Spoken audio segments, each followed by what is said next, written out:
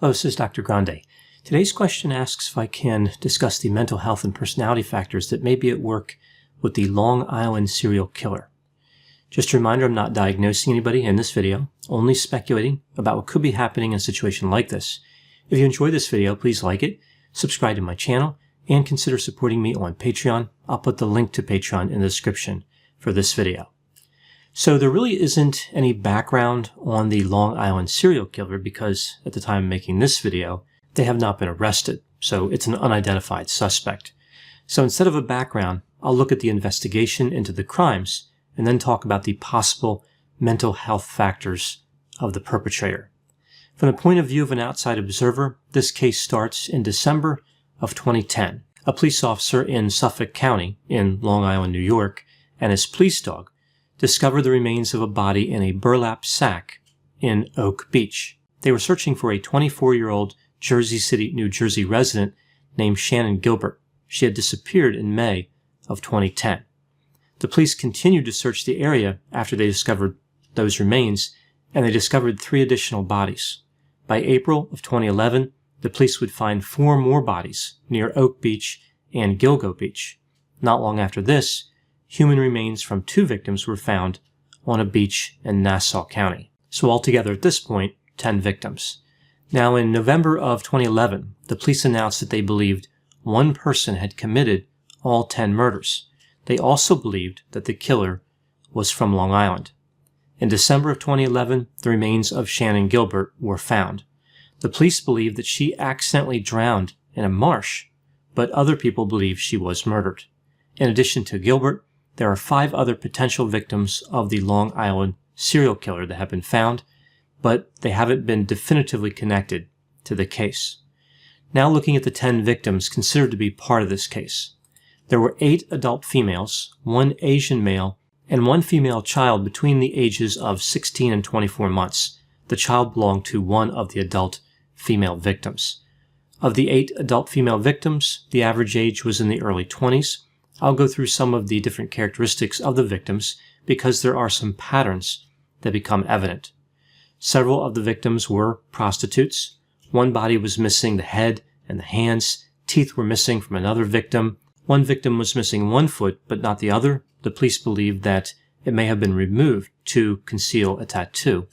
One victim had a tattoo on her breast and a bite was taken out of it, and another had a mutilated tattoo. Several of the victims had placed ads on Craigslist offering their services. The Asian male was known to be a prostitute who dressed as a female. The killer in this case has been given a number of names. In addition to the Long Island serial killer, they have been referred to by the acronym LISK, and they've been referred to as the Long Island Ripper, Gilgo Beach Killer, Gilgo Killer, Craigslist Ripper, and referred to as the Seashore Serial Killer. One of the difficulties with this case, of course, is that the police won't release all the information they have. As I mentioned, we know most of the victims were prostitutes. They are a popular target for serial killers. We also know that there was a black belt found at one of the crime scenes that has letters embossed on it. Depending how you look at the letters, they either read HM or WH. The letters are stylized, so it's really not clear what the orientation is. The police have reason to believe that the belt did not belong to any of the victims. The media and investigators have produced various suspects over the years. Some have been cleared altogether. Let's take a look at a few of these. 3 people were thought to be connected to the death of one potential victim, Shannon Gilbert. But again, this is the victim that the police believe accidentally drowned. She's not thought to be tied to the Long Island serial killer. The first is Joseph Brewer. He lives in Oak Beach. He hired Shannon Gilbert the night she went missing. She was a prostitute. He said that after she arrived at his residence, she became erratic and ran off. She ran through the town, banging on doors and screaming for help. She called 911 and told the dispatcher that people were trying to kill her. The police believed that she was in a drug-induced panic. Joseph Brewer was cleared as a suspect. The second suspect tied to Gilbert was Peter Hackett, a physician who lives in Oak Beach. He is a neighbor of Joseph Brewer. He called the victim's mother twice and later denied that he did that. He was ruled out as a suspect. It was concluded that he had a reputation for inserting himself into major events. The third potential suspect tied to Shannon Gilbert was James Bissett. He ended his own life 2 days after Gilbert disappeared. He ran a nursery and sold, among other items, burlap. So other than these three tied to Shannon Gilbert, we see two other suspects. One was a former Suffolk County police chief named James Burke. He had a few problems with the law. He was sentenced to 46 months in federal prison for assaulting a man. The man he attacked had stolen pornography and sex toys from Burke's vehicle. Burke was considered a suspect because of a prostitute who claimed he was violent. The last suspect is probably the best suspect. His name is John Bittrolff. DNA connected him to 2 homicide victims on Long Island who were both prostitutes. He was convicted of those murders and received 2 consecutive 25-year to life sentences. Bittrolff had lived only 3 miles from where 2 of the Long Island serial killer victims were found. The adult daughter of one of his victims was close to Melissa Bartholomew, who was one of the Long Island serial killer victims found on Gilgo Beach. Bartholomew had placed a number of calls to Manorville, Long Island, which is where Bittrolff lived. So now moving to the potential profile of the killer. It's really difficult to figure this out with so little information. The police haven't even released how the victims were killed. In addition, it's important to recognize that there may be more than one killer. Some investigators believe there are 3 different killers. But running under the assumption that there is only one killer, here's the possible profile. The killer was almost certainly male. I will refer to him as a male. He was probably under the age of 40 during the time he was active. He probably had a history of criminality when he was young, like a series of small crimes like petty theft. Then we see potentially more serious crimes as he moves to homicide. He may have been considered a loner in his youth, bullied by classmates, and generally regarded as not fitting in. It's likely he had a bad relationship with his mother and other women. Perhaps he was rejected repeatedly by love interests.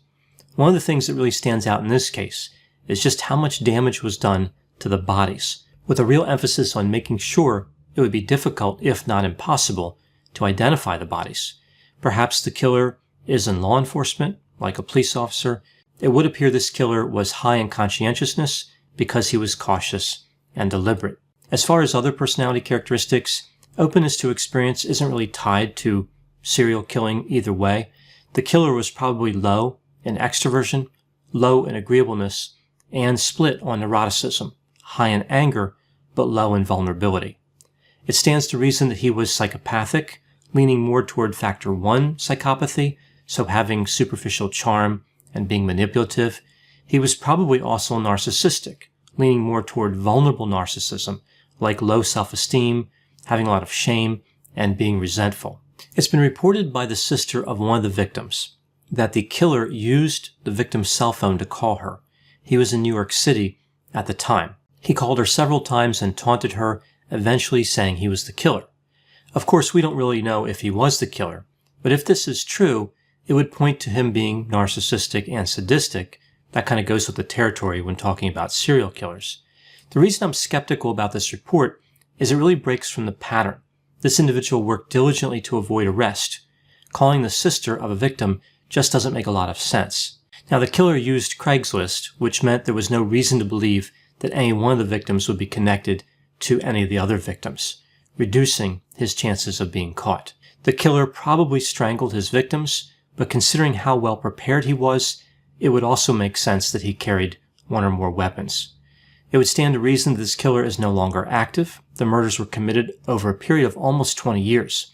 If he started in his early 20s, he would be in his 50s by now. The last body thought to be connected to this case was found in 2011, but the most recent date that a victim was reported missing was in 2010. That would mean that the serial killer has been inactive for over 10 years at the time of making this video. It would be highly unusual for a serial killer to be inactive for that long and then return to committing homicides.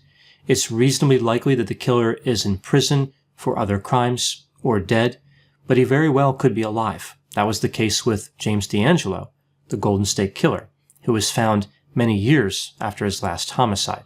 I doubt the police will ever be able to close this case. They had a long time to work on it, and new evidence is probably not going to become available.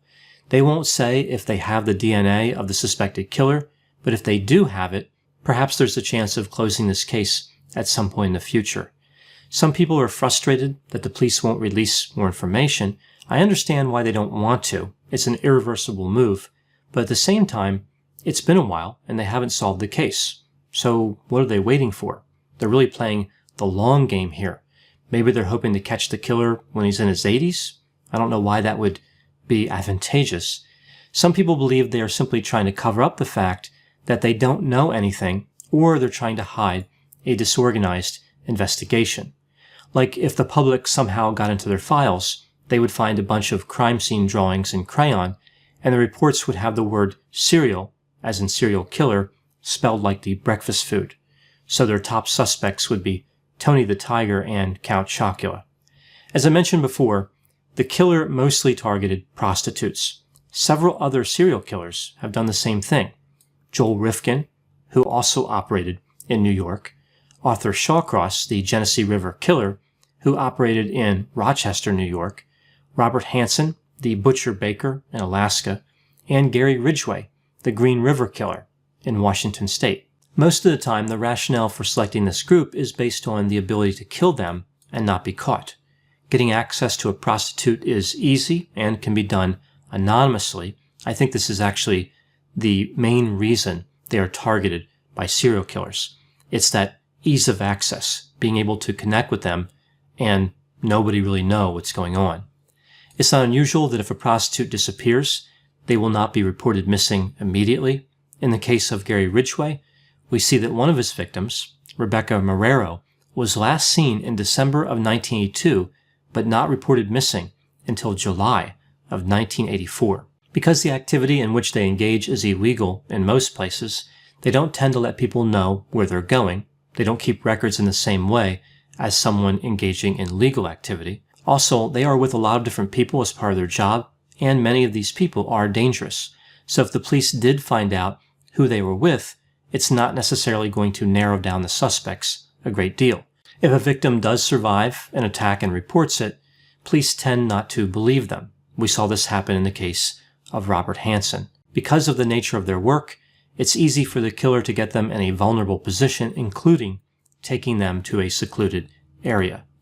Before the widespread use of DNA in forensic investigations, it was relatively easy for serial killers to evade capture. Many people believe that improvements in technology have made it next to impossible for modern serial killers to get away with a large number of murders. But in the case of the Long Island serial killer, we see a perpetrator who used technology, namely the internet, to anonymously connect with victims. Perhaps technology has restricted the disorganized killers, but not the organized killers. Just like the Long Island serial killer, they used their high conscientiousness to evade detection. In my opinion, the organized type has always been the most dangerous in terms of the number of homicides they can commit. Right? Because they're organized, because they evade capture, they can simply do more damage in the same amount of time. Those are my thoughts on the Long Island serial killer. Please put any opinions and thoughts in the comment section. They always generate an interesting dialogue.